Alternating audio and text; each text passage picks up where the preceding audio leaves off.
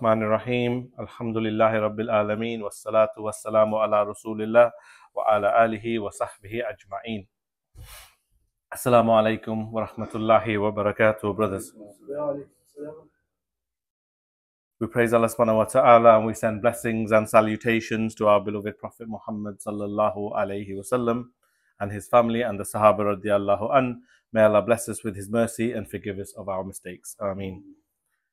My brothers and sisters, this week there's been a couple of stories, a couple of events that we should reflect on deeply. Okay? We should think about them because we are in very much a time of furqan, a time of criteria, a time which makes falsehood and haqq, truth and falsehood, haqq and batil, you can see them more clearly than ever before.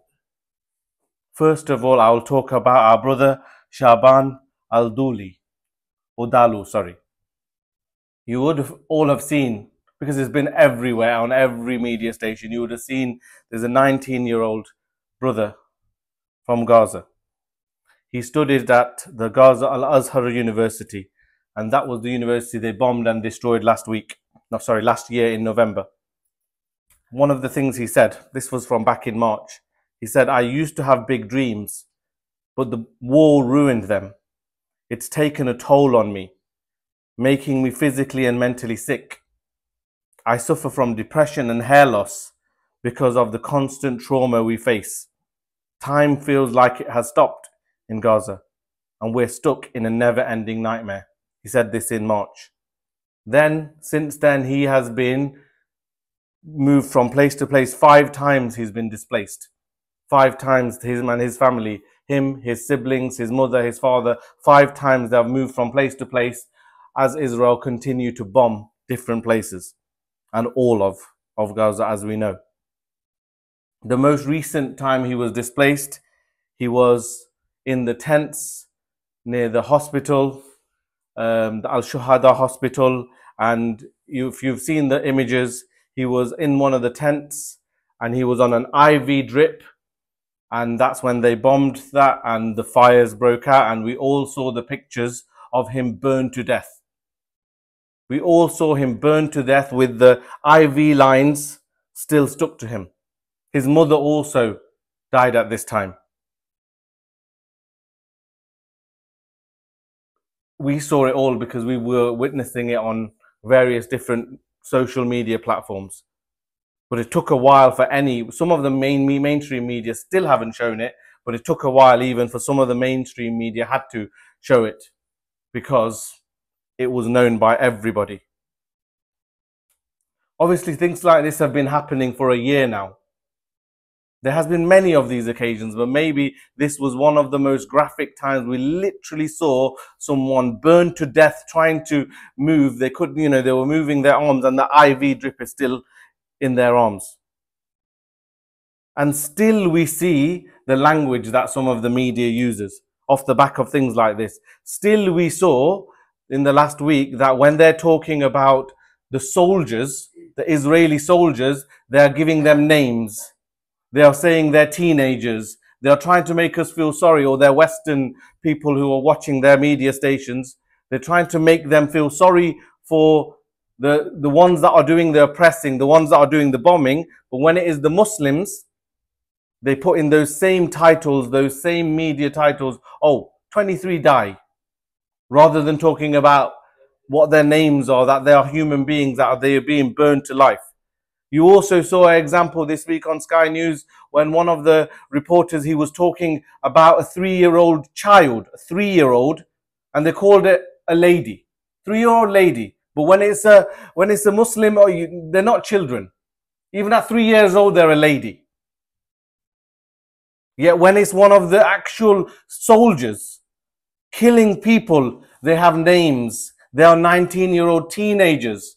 So a 19-year-old is a teenager, a 3-year-old is a lady. This brother of ours, he burned to death. Some say he was Hafiz of Quran. We are seeing the furqan, we are seeing the difference between haqq and batil. We are seeing their values burn. We are seeing this in everywhere we look, in front of our eyes. Then yesterday, one of the leaders of the resistance, you heard Yahya Sinwar, he died yesterday. Yeah?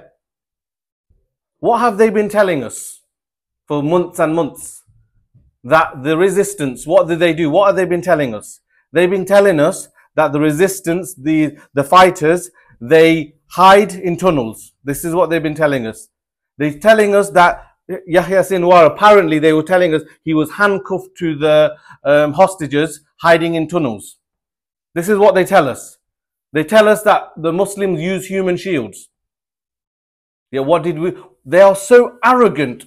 They are so arrogant that they even put the video out exposing themselves to try and show off, oh, look, we killed him.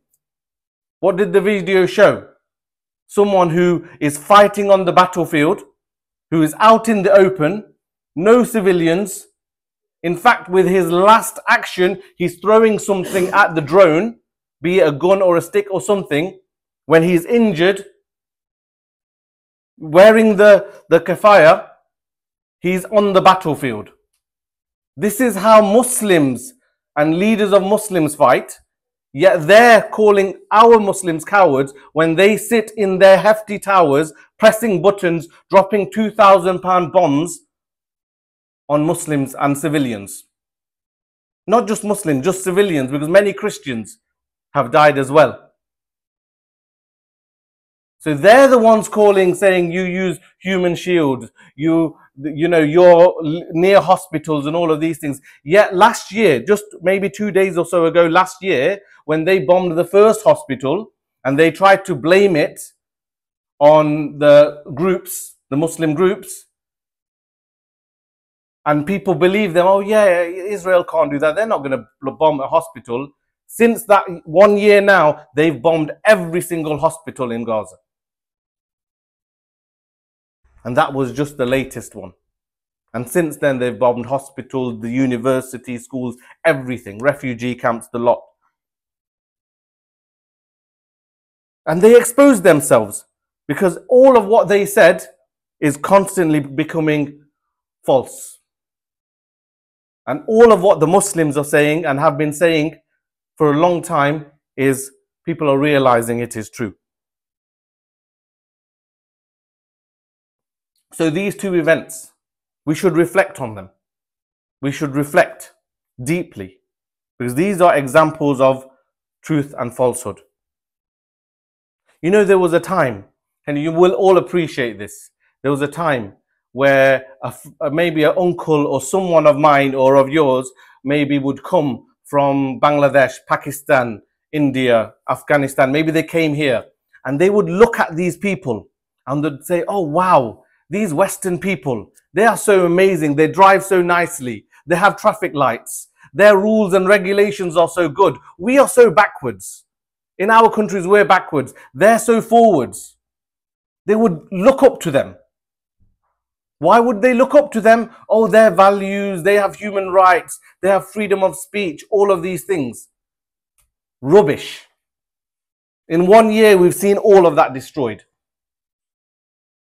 The problems in our countries that make us sometimes look up at the systems here is because of the decay they caused in our countries.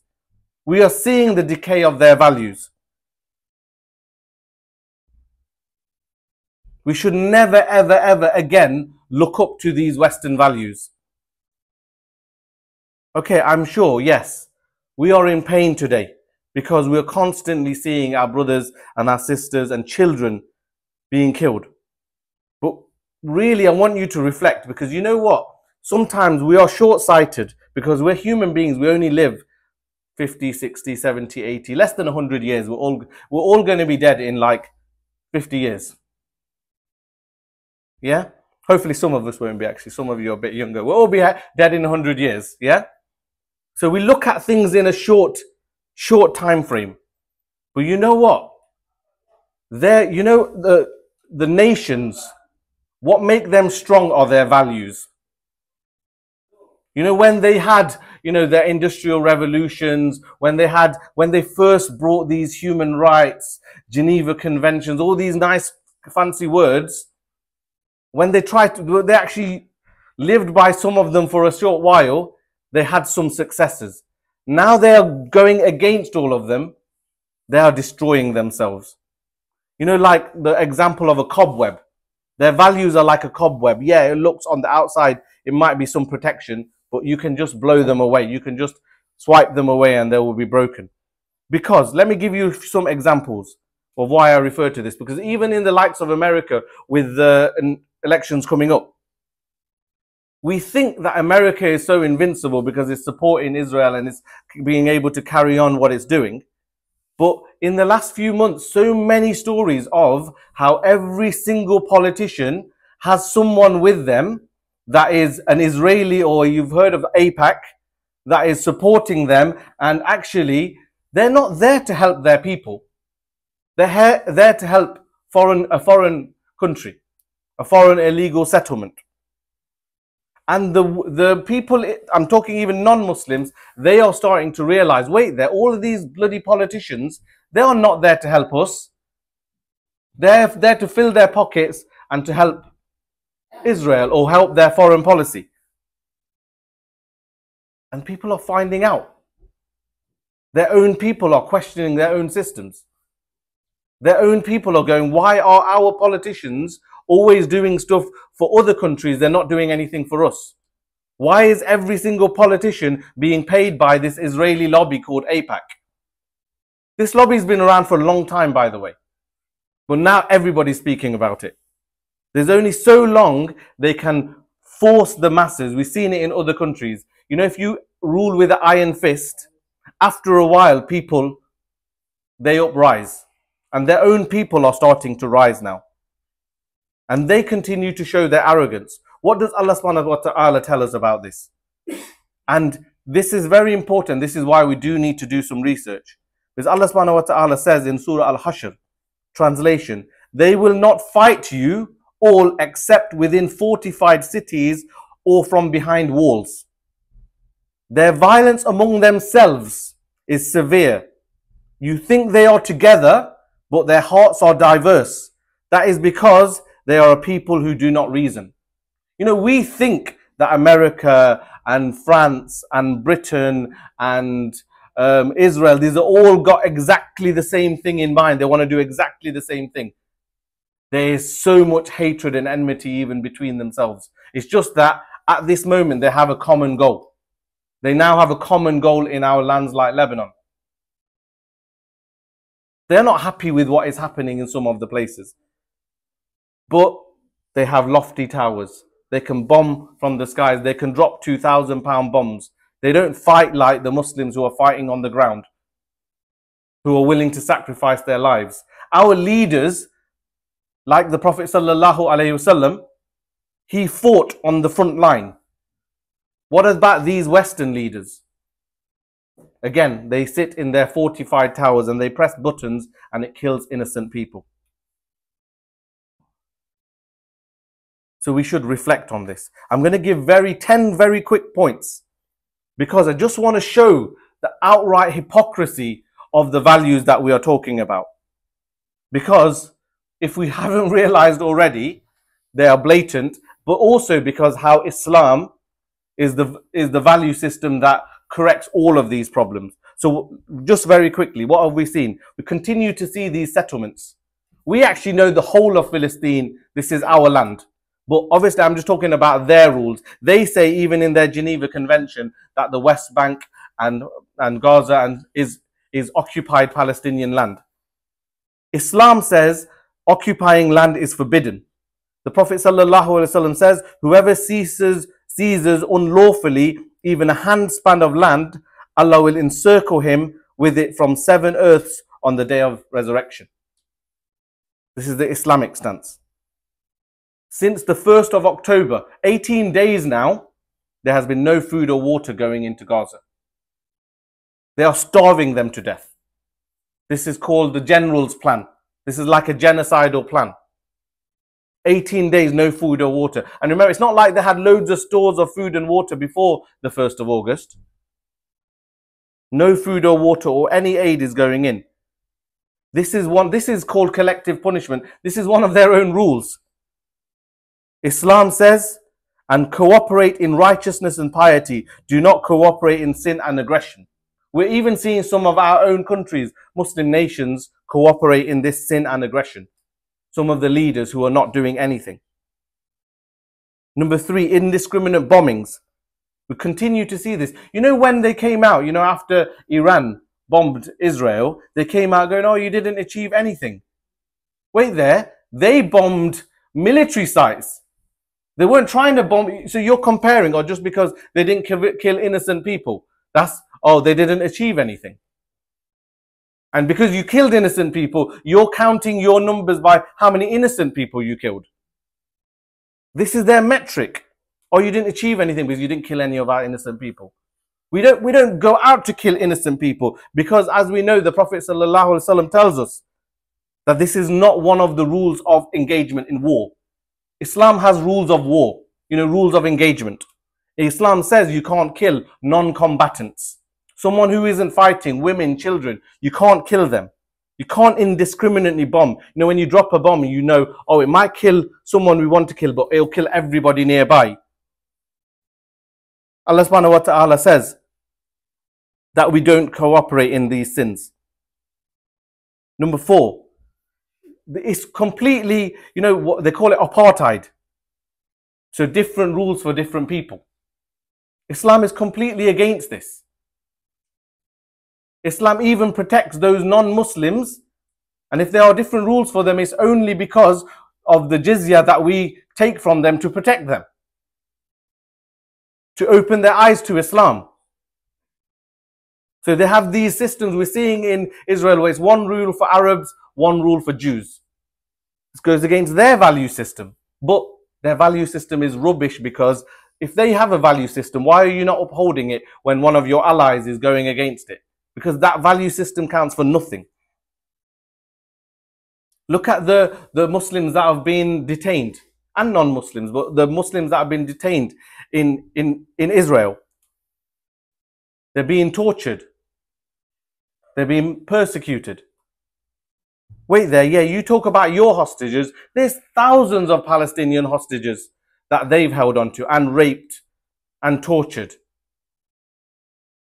We've seen what the refugees, we've seen what the prisoners who come out from their prisons versus the hostages that come out from when the resistance released them. We've seen the difference.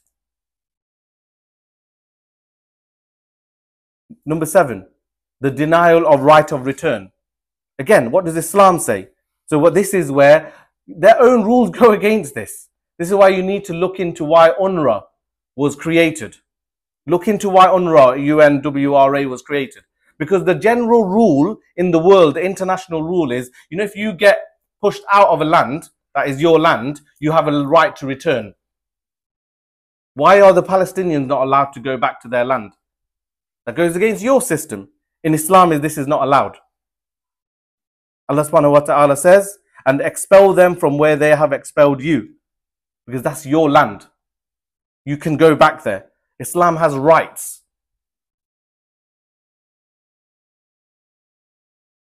There's so many, I'll quickly go through these, so many. Censorship and, you know, freedom of speech that they talk about. What happened to that?